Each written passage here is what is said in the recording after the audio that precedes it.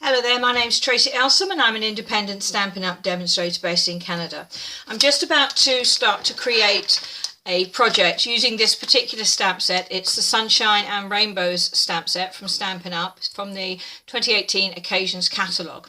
And as I pulled it out of the case and just started to think about what I was going to do, it occurred to me that it would be useful for my 30-second solution today if I showed you how I go about preparing my photopolymer stamp sets. These are the very clear ones that you can see right through. So let's take these ink pads out of the way. Stampin' Up's photopolymer stamp sets come with a thick acetate sheet and one of these clear cellophane sheets. So what I do to start, let's bring in a little bit of scrap paper there, is I take off the cellophane sheet but I leave all my stamps on the acetate. Then I take a light coloured ink pad. This one happens to be Pink Pirouette. I would use either a pink or maybe So Saffron, which is a really light yellow. Whatever it is, it's a really light ink, and I just stamp the whole thing with a light ink. Then let's put it onto some scrap paper and press it down well, and that's removed most of that pink ink. Now I'm bringing in Versamark watermark stamp pad. This is the stamp pad that I would use when I'm embossing, and again I'm doing exactly the same thing.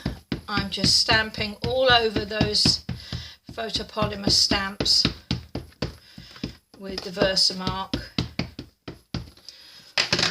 and again let's just put it onto some scrap paper, press it down well to get rid of the excess. So there we are, that's the stamps. Now my stamps are ready to stamp with. Bring in a few blocks here. Now just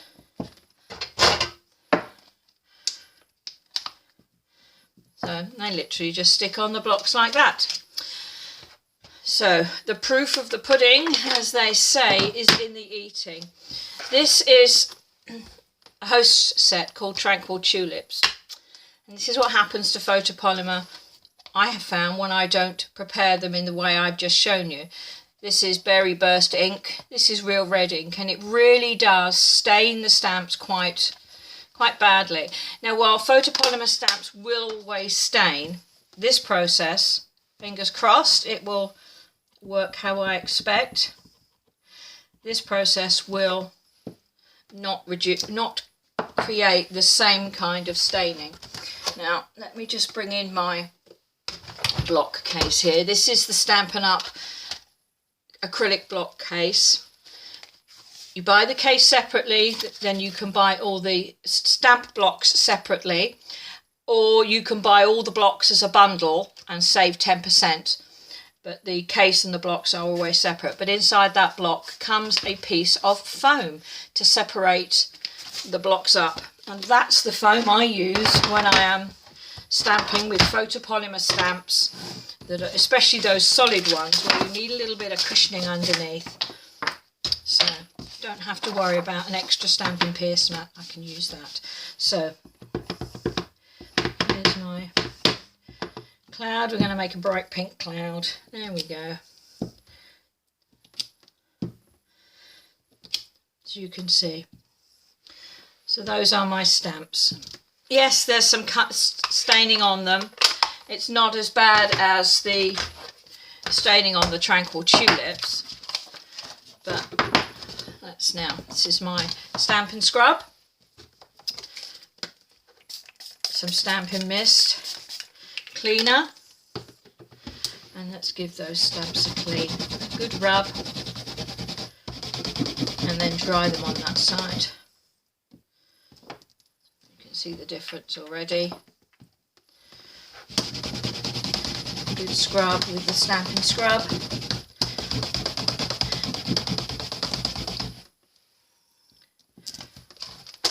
And there we are.